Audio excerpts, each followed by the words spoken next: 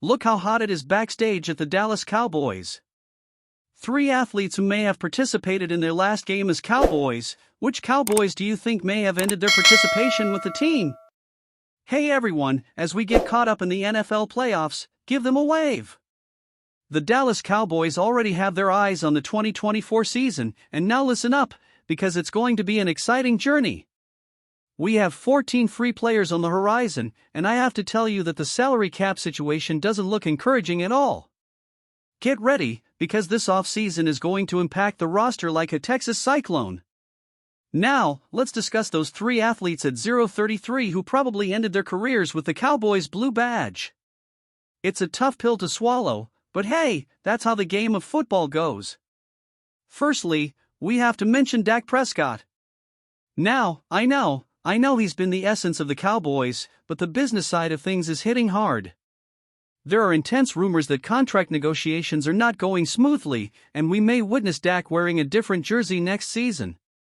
Hold on tight, Cowboy Nation, because this is going to hurt for the foreseeable future.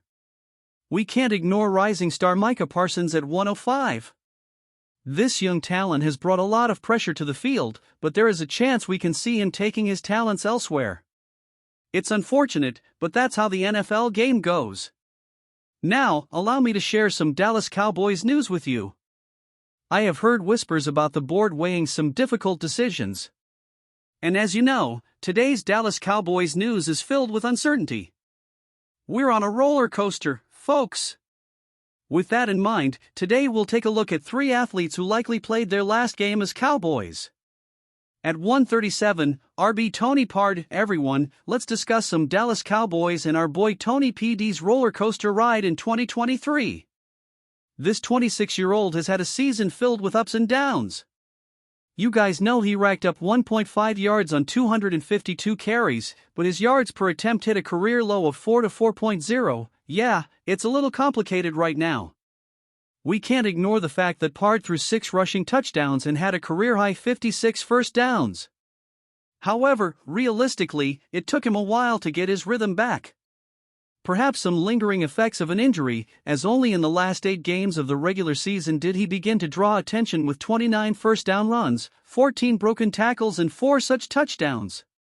The guy was starting to look like the explosive running back we remember from 2021 and 2022, but he just wasn't consistent. As we look to the future, keeping Pollard for another season in Dallas is not favorable for both parties, considering he is seeking a 3-year contract worth $19 million on the open market. With Dallas counting its pennies under the salary cap, extending Pollard to a multi-year deal is not a smart move. Sure, Tony had a solid run in Dallas, there's no denying that, but if we're being honest, he'll probably be wearing a different jersey come September. So, Cowboy Nation, get ready for some changes and stay tuned for the latest news, especially regarding Pollard. At 306, Michael Gallup. Injuries really mess things up, but let's discuss the Dallas Cowboys sign move regarding Michael Gallup. They signed him to a 5-year contract in March 2022, which was a big surprise for everyone. It feels like a huge hit and miss for the Cowboys, especially with Gallup struggling to recover from his torn ACL in 2021. He has largely gone unnoticed in the Dallas offense as of late. For some changes, stay tuned for the latest news from the Dallas Cowboys, especially regarding Pollard. We'll see where this journey takes us. Regarding Michael Gallup, injuries really complicate things, but let's discuss the Dallas Cowboys' change of sign regarding Michael Gallup to a 5-year contract in March 2022. This took everyone by surprise. It was like a big blow and miss for the Cowboys, especially with Gallup struggling to recover from his ACL injury in 2021. He has largely gone under the radar in the Dallas offense in recent years since that injury. Gallup's stats paint a bleak picture, with just 73 receptions for 842 yards in 31 regular season games, which equates to an average of 27 yards per game and a catch rate of about 55.7%. In 10 of the post-injury games, he has caught 1 or fewer passes, and in the final 7 games of the 2023 season, Gallup has made 1 or fewer receptions 5 times. Now, moving to the Dallas Cowboys scene, we're talking about Dallas, the home of the Cowboys, where football isn't just a game, it's a way of life. We have Dak Prescott making his plays, Micah Parsons destroying everything, and the whole city breathing and living Cowboys football. However, the latest Dallas Cowboy news today is filled with rumors and updates, from Dak Prescott's moves to Micah Parsons' impressive plays. Everything is happening in Big D. Can you believe we might be saying goodbye to Gallup and Dallas? It's hard to accept, but keeping him this offseason would be downright baffling. When we look at the cap, it says we can save about $9 million and only have $4 million in dead money if we cut it after June 1st. It appears Gallup's journey with the Cowboys may be coming to an end. Let's talk Dallas Cowboys. I know we're passionate about the Cowboys, and the thought of parting ways with a player hurts, but sometimes it's just the game. It's not just about football, it's about Dallas Cowboys football, and here's the latest news on why saying goodbye to Gallup is an obvious choice. Trust me, you'll want to stick around to get all the information. We're not just bringing you Dallas Cowboys news, we're offering fresh, hot, and spicy content. Hit the subscribe button and stay tuned for more Dallas Cowboys news today and every day. We've got the inside scoop on rumors and everything good.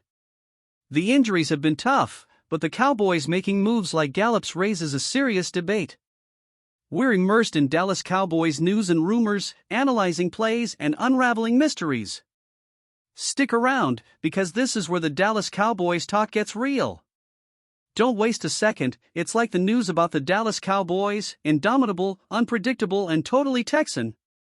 3. CB Stefon Gilmore.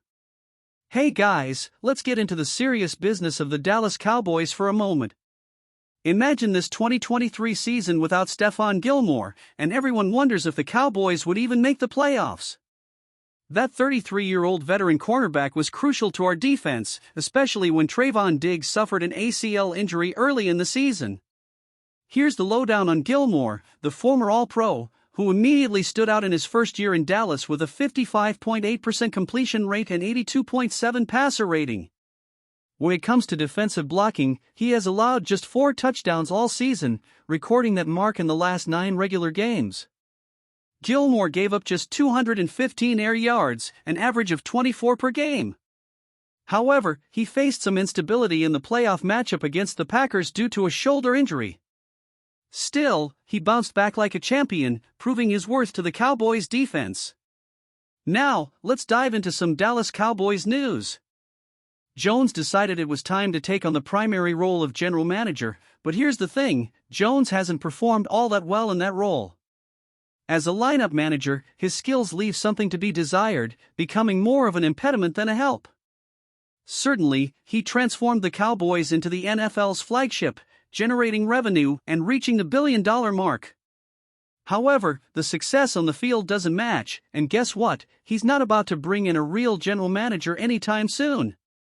Well, McClay is in charge of player acquisitions, and Steven's son Jerry takes on the day-to-day general manager responsibilities. However, Jerry is still the one making the rules, especially when it comes to hiring the head coach. Let me tell you that therein lies the problem. No one has the same authority that Johnson had, maintaining the old-fashioned culture in Dallas. And people believe that this is the problem. The players seem a bit spoiled, and that's not ideal for a football team. The blame falls on the owners, making it difficult for a coach to establish the right culture. McCarthy and Garrett tried but were slow to win Jones over, and that only happened to a point. Additionally, Jones has a predilection for experienced coaches or people he already knows, which impedes innovation. We're stuck in this never-ending cycle, and complaining about how Jones runs the show isn't going to change that. It's his team, and it will remain that way, being passed on to his children. So what's your opinion on this? I think we need innovation in Cowboys, but what do you think? Your opinion is very important for us to continue producing content like this.